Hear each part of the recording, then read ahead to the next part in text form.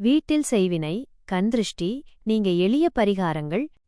சில நேரங்களில் வீட்டில் காரணமில்லாமல் சண்டை, மன அமைதி இல்லாமை, உடல் சோர்வு, பணத்தடை போன்ற விஷயங்கள் தொடர்ந்து நடந்தால் பலர் அதை கண்திருஷ்டி அல்லது எதிர்மறை ஆற்றலாக நம்புகிறார்கள். ஆன்மீகத்தில் சொல்லப்படும் சில எளிய பரிகாரங்களை இப்போது பார்க்கலாம். வாரத்திற்கு ஒரு முறை வீட்டில் சாம்பிராணி புகை காட்டுங்கள். குறிப்பாக மாலை நேரத்தில் வீடு முழுவதும் புகை காட்டுவது எதிர்மறை ஆற்றலை குறைக்கும் என்று நம்பப்படுகிறது. வீட்டின் வாசலில் எலுமிச்சை மற்றும் பச்சை மிளகாய் கட்டி தொங்கவிடுவது சிலர் கடைபிடிக்கும் பழக்கம்.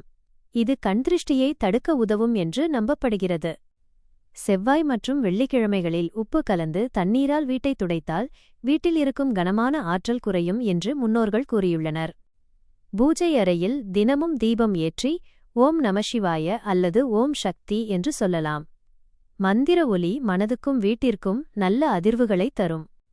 ஒரு கைப்பிடி கல்லுப்பை வீட்டின் மூலைகளில் சிறிது நேரம் வைத்து பின்னர் வெளியே போட்டுவிடுவது சிலர் செய்யும் ஆன்மீக பரிகாரம். வீட்டில் துளசி செடி வளர்ப்பது மிகவும் மங்களகரமானது. துளசி இருக்கும் இடத்தில் நேர்மறை ஆற்றல் அதிகரிக்கும் என்று நம்பப்படுகிறது.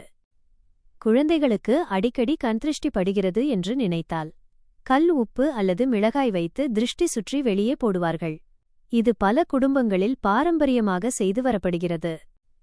வீட்டில் அடிக்கடி சண்டை வந்தால் மாலை நேரத்தில் விஷ்ணு சஹஸ்ரநாமம் அல்லது லக்ஷ்மி அஷ்டோத்திரம் ஒலிக்க விடுவது மன அமைதியை தரும்.